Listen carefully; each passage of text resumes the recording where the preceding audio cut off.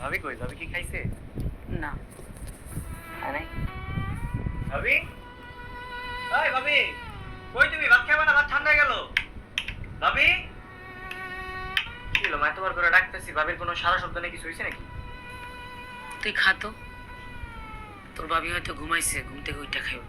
মামা, ভাবির তো না খেয়ে ঘুমানোর কোনো কথা না। কিছু হয়েছে নাকি ভাবির সাথে? বললাম তো কিছু হয় নাই, তুই খা তো। ঠিক আছে, তাহলে আমি ডেকে নিয়ে আসি। তুই ডাকলেও আসবো না। আমি ডাকলেও আসবো না মানে? আমার ভাবি আমি ডাকলেও আসবো না? কি হইছে মা? তুমি কত মার একটু খুইলা? তুই খা তো একটু। এত কথা কস কেন? ভাবির বিয়ের পরে এই বাড়িতে আসার পরে কখনো তো আমাকে ছাড়া খায় না, মানে পরিবারের কারোর ছাড়া তো কখনো খাওয়ার খায় না, তাই না? তাহলে আজকে হঠাৎ কি এমন হয়েছে যে আমি ডাকলেও আসবো না? মা তুমি একটু কইবা ঘটনা কি হয়েছে? কাকনের বাপে বৌমারে রাস্তায় একা পাইয়া বাজে কথা বলছে, খারাপ ব্যবহার করছে। কাকনের বাপে ভাবির সাথে খারাপ ব্যবহার করছে? মা কি খারাপ ব্যবহার করছে কও আমারে? আমি কইতে পারব না। মা কি খারাপ ব্যবহার করছে? তুমি কি টেরাই দিতেছো মা কথা আমার? কও, আমি কিন্তু নুড়ে এলাম। কইতাছি, বৌমার হাত ধইরা বাজে কথা বলছে। আমার ভাবের হাত ধইরা বাজে ব্যবহার করছে?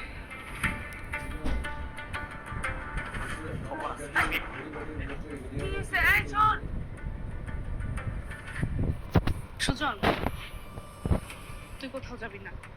ভাবি, আমি স্বামী হারাইছি, তোর মতন ভাই হারাইতে চাই না। তোর যদি কিছু হয়ে যায় তাহলে আমার আর মার কি হবে? আমরা কাকে নিয়ে বাঁচবো? একটা কথা মনে রাখবি, উপরে আল্লাহ আছে, উনি সব দেখে।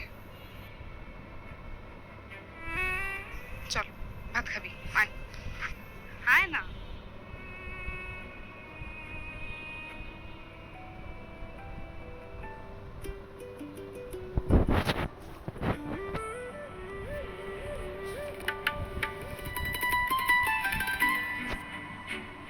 আল্লাহ জমি চাইতেছি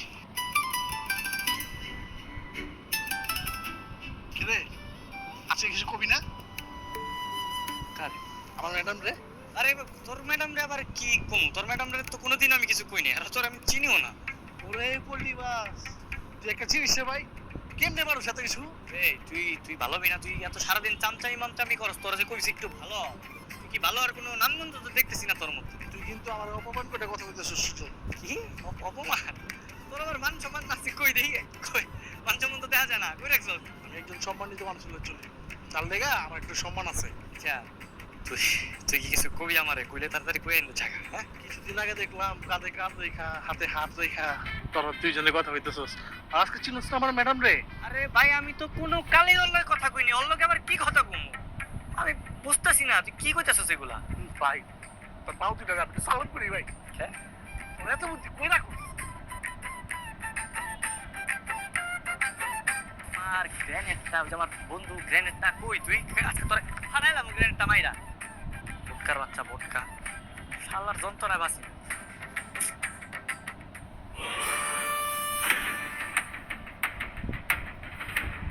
তোমার ছেলে বিদেশে মরছে, কি করছে না করছে কেউ জানে না।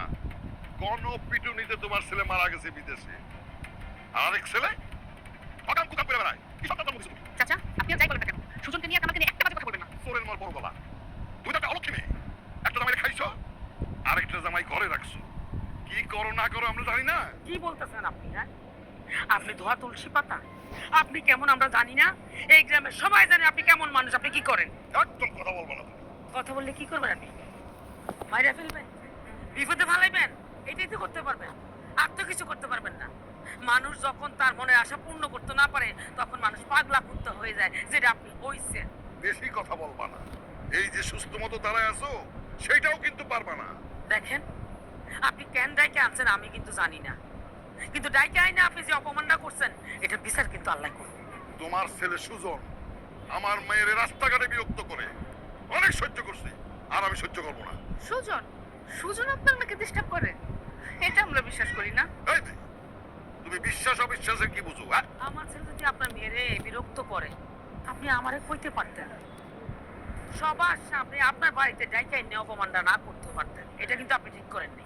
কোনটা ঠিক আর কোনটা বেঠিক সেই জ্ঞান আমার আছে, তোমার কাছে বুঝতে হবে।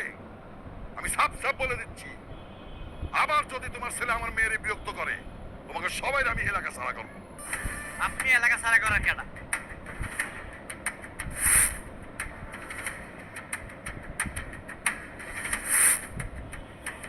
আমরা কি আপনার জায়গায় থাকি?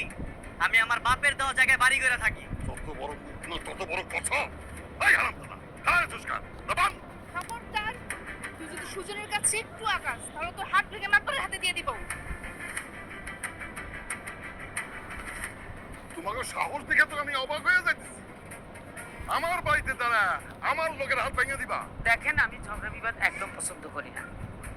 আমার ছেলে যদি সত্যি আপনার মেয়েরে বিরক্ত করে থাকে, আমি কথা দিতেছি, আমি জীবিত থাকতে আমার পোলা আপনার মেয়েরে কোনোদিন আর বিরক্ত করবো না। আমার পোলার বিচার আমি নিজ হাতে করবো। ও আচ্ছা, এই কাহিনী। এখন আমি বুঝতে পারছি, এত আয়োজন কইরা আপনি আমার মারে আমার ভাবিরে ক্যান্ডাই আনছেন। হ্যাঁ, আমি আপনার মায়েরা ডিস্টার্ব করি? হ্যাঁ, আপনার মায়ের আগে পিছিয়ে 2টা করে বডিগার্ড রাখছেন, আমি ওরে কেমনে ডিস্টার্ব করব? আমার মেয়ে মিথ্যা বলে? আমার কাজের বুয়া মিথ্যা বলে? ওই যে পোলাওটা দাঁড়ায় আছে সে মিথ্যা বলে? আমি মিথ্যাবাদী? হ্যাঁ, আমরা মিথ্যাবাদী? শুনেন, আপনার মায়ের আমি কখনো ডিস্টার্ব করি নাই, আর আপনার মতো মানুষের মায়ের আমি ডিস্টার্ব করবো যার কোনো মান সম্মান নাই? এই মুখ চাপড়ায় কথা বলো সুজন। কেন চাচা, সত্যি কথা কইলে কি গায়ে লাগে নাকি? হ্যাঁ, তাহলে শুনেন একটু ভালো মতো কই। আপনার তো চরিত্র ঠিক নাই। আপনি আমার ভাবির দিকে কোন নজরে তাকান, আর যেই লোক আমার ভাবির দিকে এভাবে কোন নজরে তাকায় তার মায়ের আমি ভালোবাসবো তো দূরের কথা, তার মায়ের দিকে তো আমি চোখ দিলেও তাকাবো না। আর শুনেন, আমার ভাবির সম্মান আমার কাছে সবচেয়ে বড়। আমার ভাবির জন্য আমি সবকিছু করতে পারি। আপনার মেয়ের তো ছাইরে দেওয়ার কোনো ব্যাপারই না। আমি চাইলে আপনারও। মা চলো।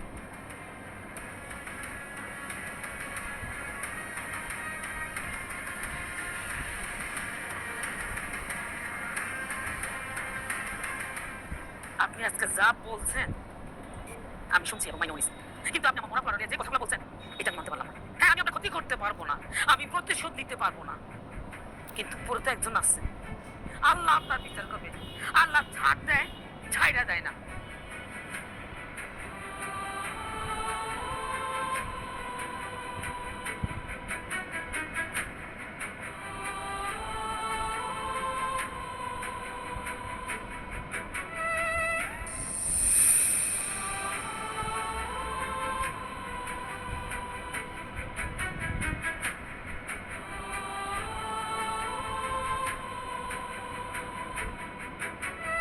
আরে বাবা, আমি কি খুব বেশি অপরাধ করে ফেলেছি বাবা? আমি তোর ভালো চাই রে মা। তুমি আমার ভালো চাও, আমার অনেক ভালো চাও, কিন্তু তুমি আজকে যা করলা, আমার সাথে একটা গেম খেললা। আমি চাই না তুই কষ্ট পাস। আমি তোমার এই সিদ্ধান্ততে অনেক কষ্ট পেয়েছি। তুমি একটাবারও জানতে চাইলা না আমি কি চাই, কেন করলে এমন? একজন বাবা তার মেয়ের সুখের জন্য অনেক কঠিন সিদ্ধান্ত নেয় রে মা। আমি এই ভবিষ্যৎ দিয়ে কি করব, যে এই ভবিষ্যতে আমার প্রিয় মানুষটাই থাকবে না?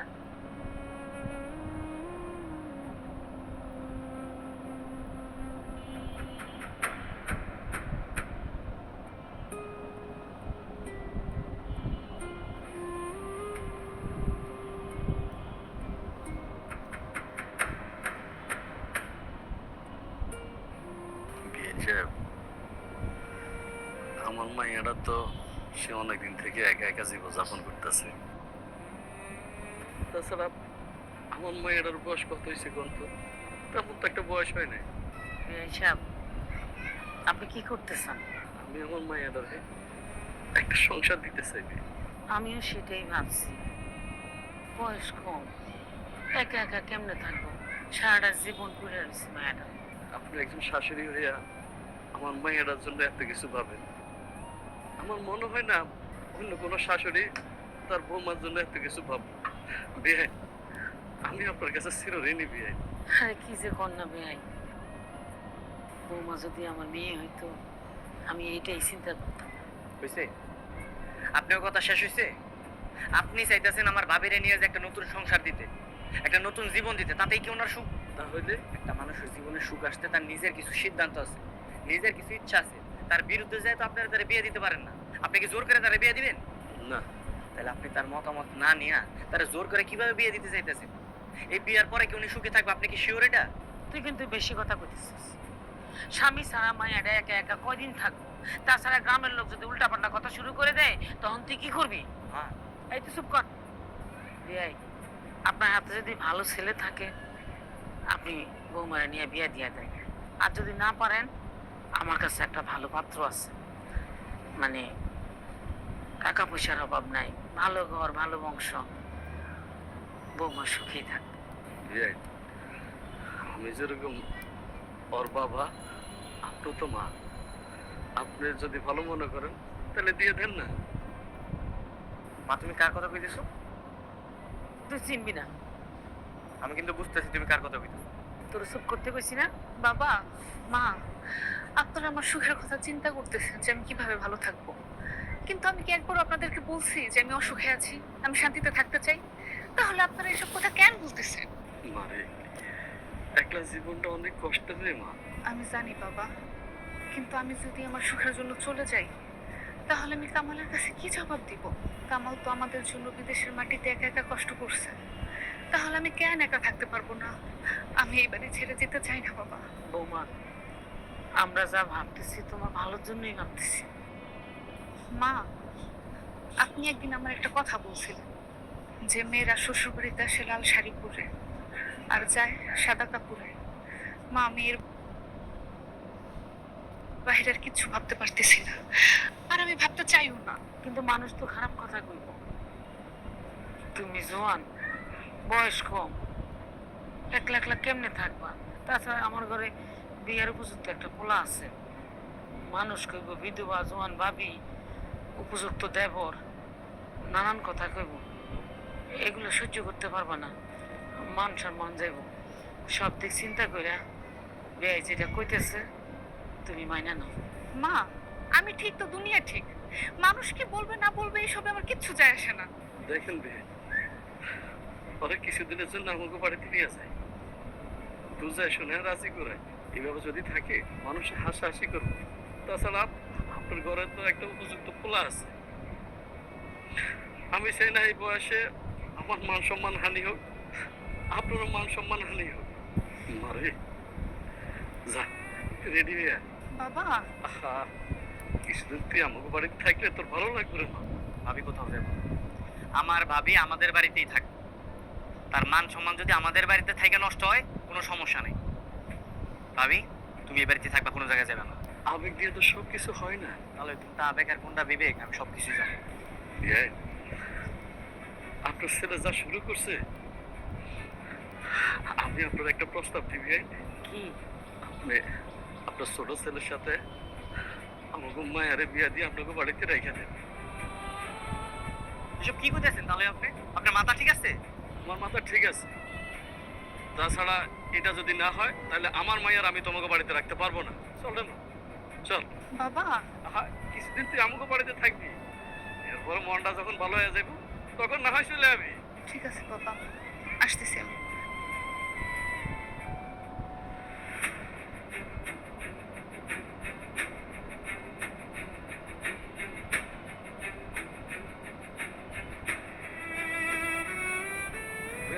আসসালামু আলাইকুম। ভাবি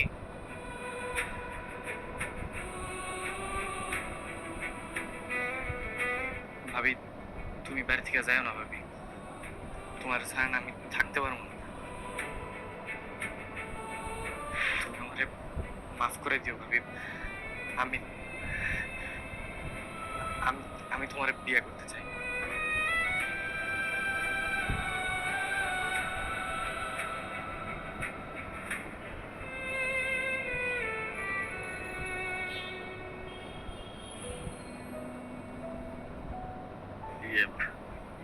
সাহেব, আপনার বড় ছেলের জন্য আমি আমার মাইয়াটার আপনার হাতে তুলে দিছি। এখন আবার আমার মাইয়াটারে আপনার হাতে তুলে দিলাম যে আমার মাইয়াটা আপনাকে বাড়িতে থাকবে। থাকতে মা।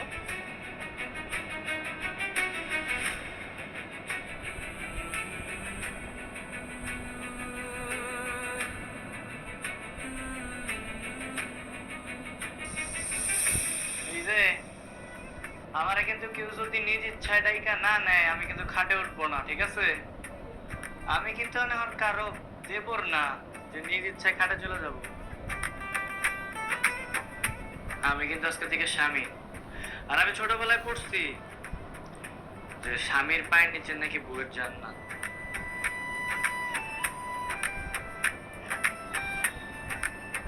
কি ব্যাপার, কোনো সারা শব্দ নাই কেন? আচ্ছা বুঝতে পারছি, আপনি এখনো নিজেরা ভাবি ভাবতেছেন, তাই না? এত ভাবি ভাবিবা লাভ নাই কিন্তু। খুব ভাব পারছি, আমি বুঝতে পারছি। এত ঘুমটা রেখেও লাভ নাই। আমি কিন্তু চেহারা চিনি এখন কি করতেছে। ও লজ্জা পাইতেছে, তাই না? বুঝছি বুঝছি। কি ঘুমটা না হইবেন না নাকি ডাক দিবেন না কোনটা? তো যাই হোক, বউ তো আমারই যাইতে হবে।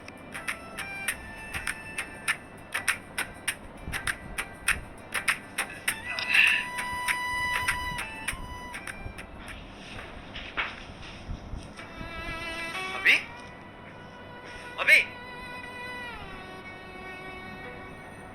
এই ভাবি।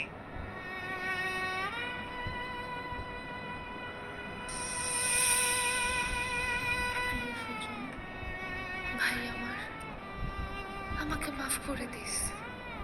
যে মানুষটাকে আমি দেবর হিসেবে দেখি নাই, নিজের সন্তান হিসেবে দেখেছি, সেই মানুষটাকে নিয়ে আমি কিভাবে সংসার করব? আমি যখন তোদের বাড়িতে আসি তখন তুই খুব ছোট। আমার আমাকে বলতো, এটা কিন্তু তোমার দেবর না, তোমার সন্তান। আমি তখন থেকে তোকে কোলে পিঠে করে সন্তানের মতো মানুষ করেছি। তুই বল ভাই, আমি কেমন সেই সন্তানের সাথে সংসার করব? আমি জানি না তুই কিভাবে নিবি ভাই।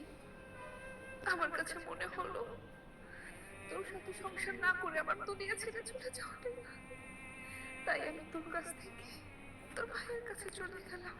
আমি কোনোদিন মাকে শাশুড়ি হিসেবে দেখি নাই, মা হিসেবে দেখেছি। কারণ আমি জন্মের পর আমার মাকে দেখি নাই। মাকে ক্ষমা করে দিতে বলিস।